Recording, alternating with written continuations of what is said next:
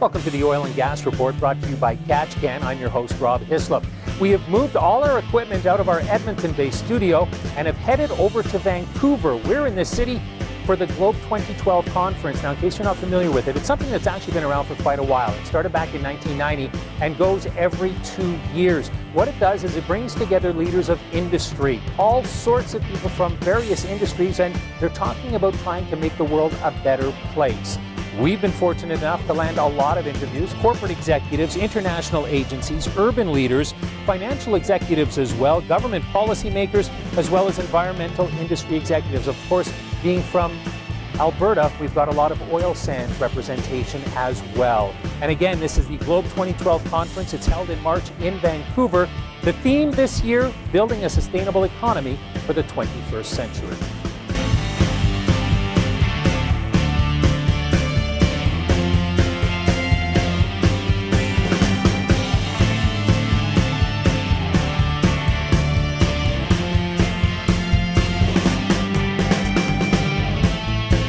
Thanks very much for joining us. Right now, we are joined by Judy Fairburn, and you're with Cenovus, Vice President. Yes. What is the department that you look after? I'm the executive on our executive team, reporting to the CEO of Environment and Strategic Planning. Okay. How long has your company had that department in existence? So Cenovus formed as a separate company in late 2009, and right from the outset, our CEO recognized the opportunity to do something that was pretty unconventional. It was different, but very strategic, to put together the dual portfolios of strategy and environment. And it's proven to be really a key enabler for us, and we've been quite successful and on our journey towards really integrating environment into the business. So when you look at it, what are some of the things that stand out for you that you're proud of that your company has done? We really do take a philosophy of innovation is really at our core. And we're a different way to develop the oil sands. And that started right from the early days when we were the pioneer of a different way to develop the oil sands, in terms of using advanced technology to use wells, drilling, to get that oil out of the ground, rather than probably many of the perceptions of what's out there in terms of oil sands. And that's really at our core, that innovation. We've extended that into how we're approaching the environment. And so we have, of course, got our executive team on board there, and we are really been working from the ground up in terms of building that groundswell. I like to call it a sustainable way to embed environment into the organization. So you get all the enthusiasm from the ground floor, and that's building to our idea bank and the ability for us to really accelerate our environmental performance in years going forward. And we like to take the philosophy that oil sands is a tremendous asset for the whole nation of Canada. And we would like Canada to be very proud of this advanced way to develop the oil sands. Well, and it's interesting because, of course, when you look at the publicity around the world, there's a lot of negative publicity out there. And even within Canada, you get negative publicity. So how do you try and turn something that... Do you think some of it is just, I guess, that's what I'll ask you, from past performance, not just your company, but the oil industry itself, as far as a negative perception goes? So I think one of the things that's very important, and we have at the outset of our company, try to really show the full picture. So you might have noticed some of our ads, a different way to develop the oil sands, which shows our whole asset. So you see the picture of our operations with the land around it. You see all the forests around that. That's exactly how it looks. And we've had excellent feedback from people that says, "Thank you very much for showing us the big picture. Thanks for showing us exactly how your operation looked." It is very much changing our opinion of what the newest and best way can be to develop the oil sands. And so I think when people understand where the best practices really are and where it's going, I think that pride in the oil sands will grow. And in terms of the way that we're doing it, it's been commercialized for 10 years in terms of using the wells. There's so much more that we can do and are doing to continuously improve that. We've got 140 technology development projects underway. Many of them, like 3/4 of them, have the side benefit between business and economic and environment gains. And so we are just so enthusiastic about the potential of the resource and the ability to continue to do it in a better way. Right. Well, I mean, we talk about sustainability of the environment as well, and there's a lot of work done on ensuring that things go well going forward. But some of the things with the oil sands that you see are the pictures of the tailings ponds, and you see, you know, the land that's been stripped, and then there's also the wells that have been abandoned or orphaned as well. How do you clean up that image, and whose responsibility is it to do that? So, just first of all, just clarify. It's a big question. That's okay. That's okay. Yeah. I'll first of all clarify that all of Cenovus's operations are of the drillable type. I have, throughout my career, worked across the oil sands industry, and what's so neat now is 12, essentially almost all of the major oil sands operators have recently come together in what is called Canada's Oil Sands Innovation Alliance. Yes. Okay. COSIA. Yeah. That is a signal change.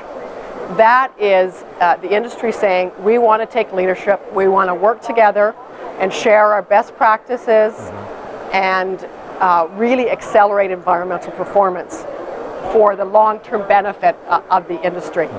And I think stay tuned for more as we continue to evolve on that path. Right. How do you make up for some of the stuff that's happened in the past, though? I mean, because reclamation is happening, but some might argue that it's not happening nearly as fast as it could be. You're touting out the success stories now, but there's still a history. How do you clean that up? I would think that reputations obviously take a while to turn around, and the best thing we can do as an industry, and if you've had a chance, you might want to take a chance to meet the new chief executive of COSIA, is to show by our actions where we're going in the future. And so, you know, in that regard, the tailings companies got together in the mining, and they've been working towards dry tailings and the like.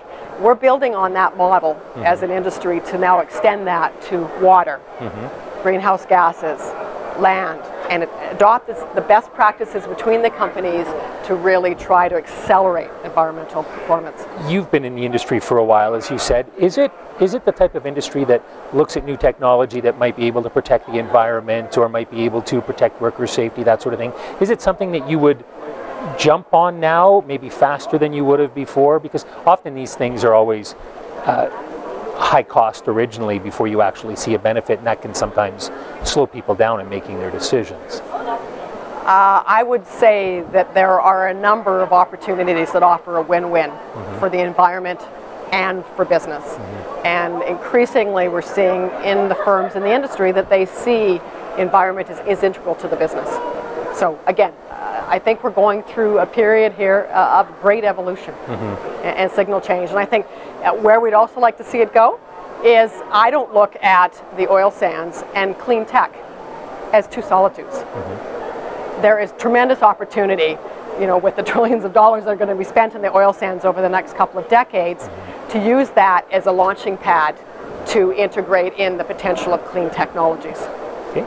You're talking about clean technology. Some of the people that we've talked to here at Globe 2012, who are from Europe and other places, feel that Europe has a leg up on North America and Canada when it comes to developing these sorts of things. Realize multinational countries are all over, or companies are all over the place, but they feel that the Europeans are just a step ahead of us. What have you heard since you've been here?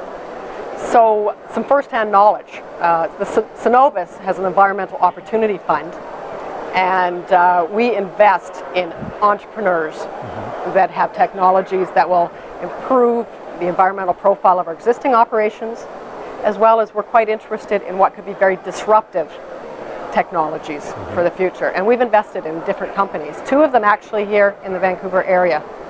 There is tremendous talent in Canada.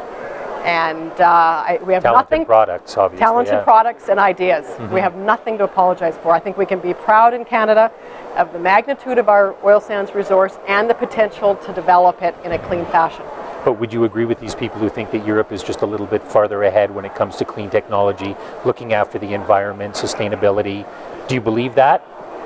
Because obviously you're proud of your industry and where it's going now. Yes. But would you agree that... We've had some great feedback actually at this Globe conference that what has changed, even in the 2 years since the last Globe conference, is a number of companies here are really embedding environment into the way that they do business. And people said to me, actually, that's not happening as much in Europe. And so, I was talking to DuPont, and who are a global company, and they said, pretty impressive now what's happening in North America. When it looks at, one person I was talking to was talking about there seems to be a generational shift as far as how things are happening, and social media is playing a huge role. Do you find that because access is so easy, I mean, information, pictures, contact, Facebook, Twitter, you name it, that it almost spurs a company on, not just oil companies, but companies to be a little bit more open? Because if they're not, other people may open you up, for the public. Is that not a concern? Or I think that certainly we're all attuned to that. But another big influencer is people want to leave, and I say that on terms of our board, our executive, people throughout the company for Cenovus. We want to leave our world better for our children and our grandchildren, and that's a unifying force that I can honestly say I've heard many people within our company say, and so it comes from within. So the outside pressure is important. It's reinforcing, but coming from within is the most powerful thing of all. Judy, thank you very much. Okay. We've been chatting with Judy Fairburn with Cenovus.